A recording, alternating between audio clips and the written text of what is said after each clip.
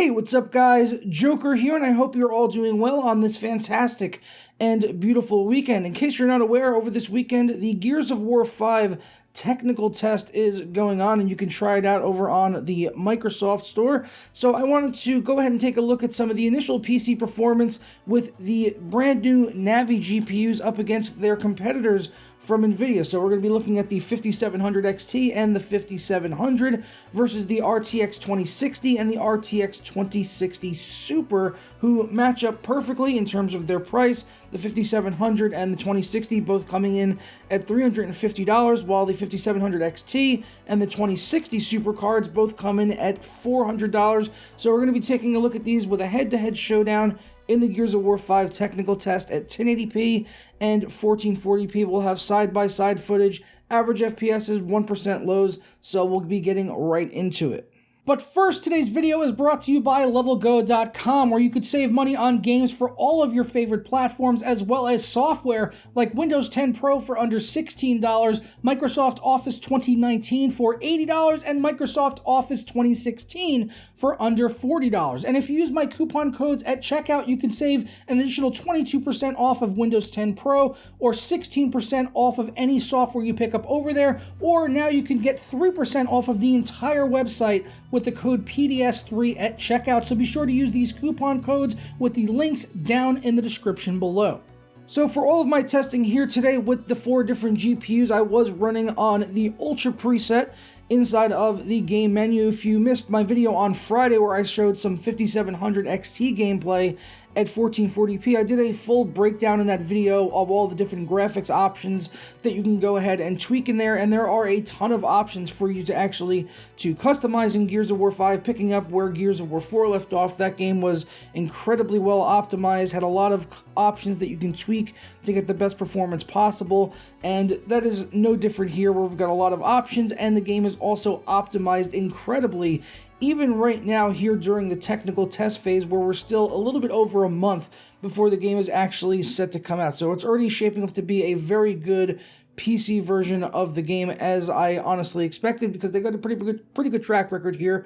So yeah, as I said, we're testing on the Ultra preset. As far as the test setup, I am using an i7-8700K at 4.8 gigahertz, along with 16 gigabytes of DDR4 memory, which is G.Skill Trident Z at 3200 megahertz. All the GPUs were tested inside the same exact system, and it was a closed PC. This is not an open-air test system, so if you observe the temperatures and stuff and some of the side-by-sides, should give you a pretty good idea of how it might actually run in your system if you're running any of these cards. And as far as the drivers are concerned, for the 5700 series, we're using the latest from AMD, which is 19.7.3, and for NVIDIA, we're using their latest as well, which is 431.60. And to be honest, we actually got some pretty surprising results here. It's actually very interesting results in terms of not just average frame rates, but also things with frame times and 1% lows. We've got some interesting stuff to go over here.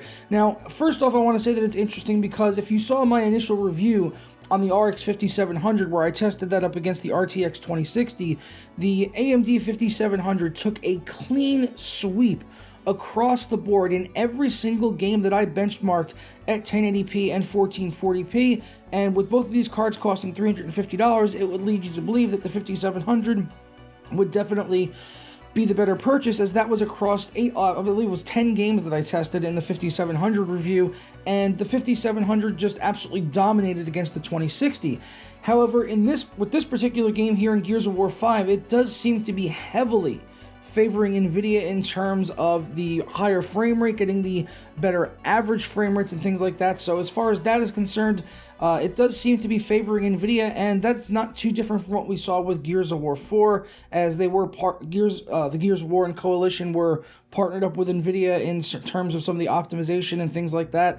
So yeah, it's kind of the same picture here that we saw with Gears of War 4, where it is heavily favoring NVIDIA, but I was honestly surprised to see how much it was favoring them, even though with what we know about the 5700 being so much faster than the 2060. The 5700 XT and the 2060 Super is a little bit of a different story. Those cards are very, very close, neck and neck in a lot of titles, but here the 5700 XT got beat pretty bad by the RTX 2060 Super card at 1080p as well as 1440p.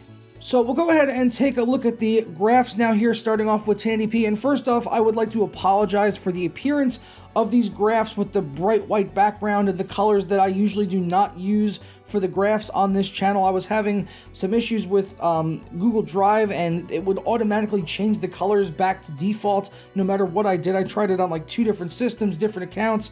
Don't really know what's going on with Google Drive right now, but I might need to seek out a different piece of software to actually be able to make my graphs, because these are not usually the way I like to make my graphs look. So please bear with me through this video. Hopefully it gets sorted out on their end. Otherwise, I'm going to have to find another bit of software. But back to talking about the numbers here. So as you can see, this is Ultra Preset 1080p with the system that we talked about in the latest drivers. And these are some very interesting numbers. Now, as I said, the NVIDIA cards are winning here handily when it comes to the average FPS, with the 2060 Super at 1080p getting an average of 119 versus the 5700 XT getting 107. So a pretty decent, shellacking there, winning by 12 FPS.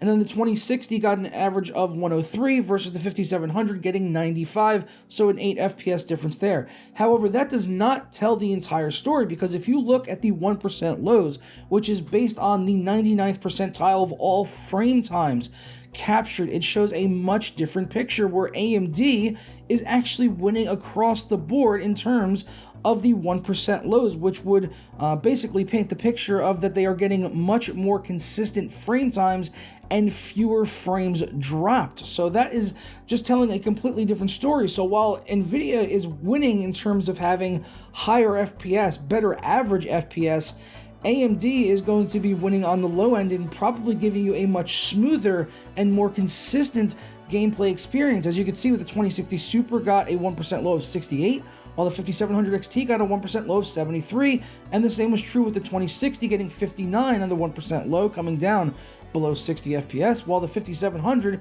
had a commanding lead of 11 FPS, getting all the way up to 70.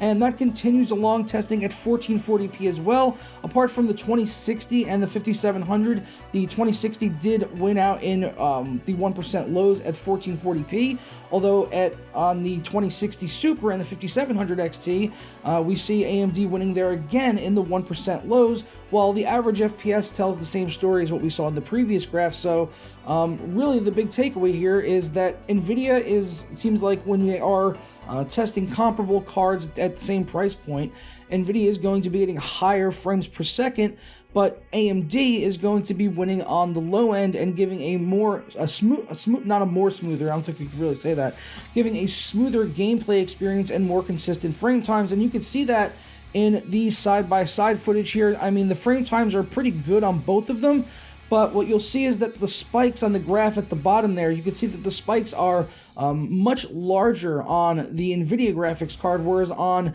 the AMD 5700, it's a much more consistent line. Both of them do have spikes, but the spikes definitely are bigger on the RTX graphics card. So very interesting results to take away from this. Now, obviously, as I said at the start, this is the technical test.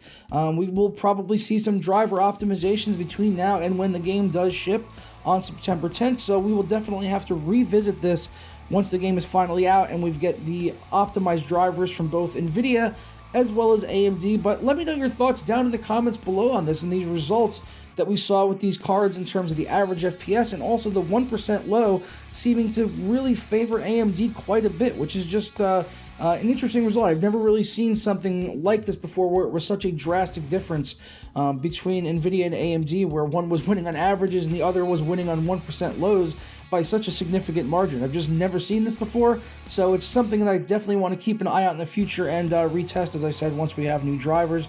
But I do look forward to your guys' feedback and comments on this down below. And as always, I do appreciate it when you guys leave a like and subscribe for more content like this. And I will see you guys tomorrow for another video. It's all right.